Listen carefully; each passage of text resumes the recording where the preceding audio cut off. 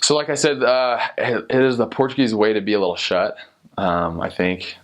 But they're actually, I don't know, there's just so much culture. One of the things that I noticed right off the bat being in Portugal is I love music. I love music. And they have some good music, but one that's very unique to Portugal that stood out to me is called fado, which means fate. And it's kind of like a folk type music that they play. And they play with this, I can't remember the name, this special type of guitar.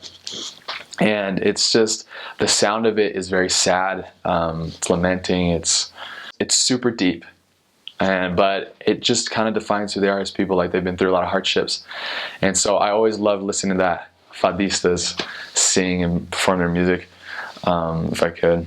They have one tradition called Festa de São João, so like the Festa de Saint John.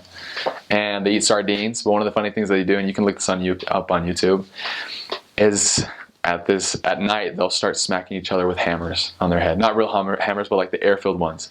So like if you look it up on YouTube, there's just literally a video of people just smacking each other with these little air balloon hammers. And it's just a part of the tradition. Christmas and Easter are very, very big in Portugal. Being a Catholic people, they're very important. You'll still see lights, you'll still see Christmas trees and stuff like that. But it is a tradition. As far as of the areas I served in, you always open one present before you go to bed, before you wake up on Christmas Day. So that's one thing they always do. Oh, I forgot another thing about food. I can't believe I forgot.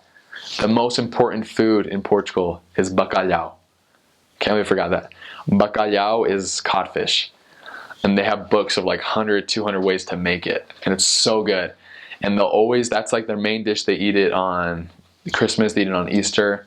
I mean, if you're eating bacalhau, you're being very spoiled, because that's just a huge part of who they are.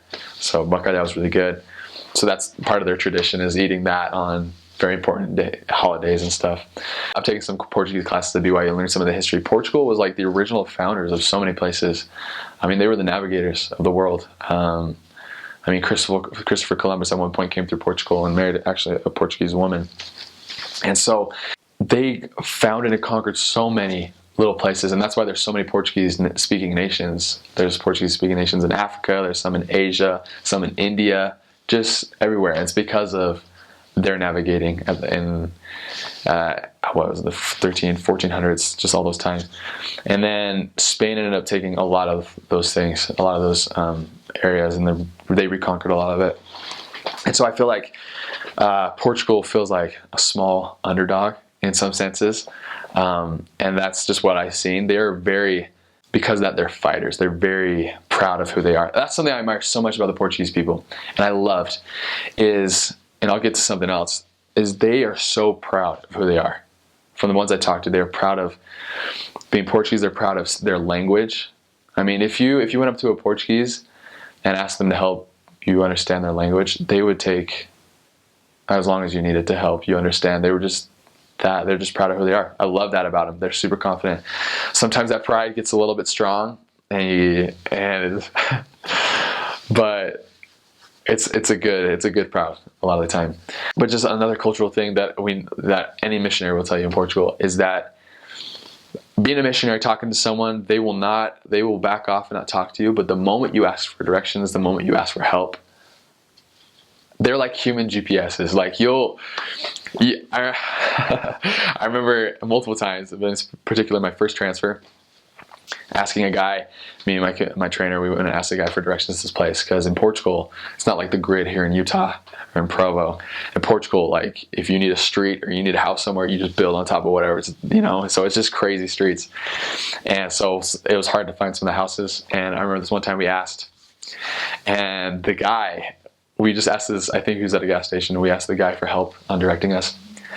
And he's like, oh, I'm not sure exactly. I feel like I know where that is, but let me go check real quick. And he brings like 2 or 3 other guys that were in a cafe and a little bar, and he comes and brings them.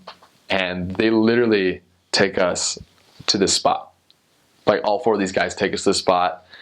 And then we say goodbye, gave them a couple cards of the church, and then they left. But it was at least a half mile walk. And so that's just who they are. They're super helpful, and they'll give the best directions. They're literally human GPSs. It's incredible. They'll be like, so you're going to want to turn right at this street. You're going to see a pink mailbox. Once you see that pink mailbox, you want to keep going straight for about 2 more blocks. Turn left at that second block.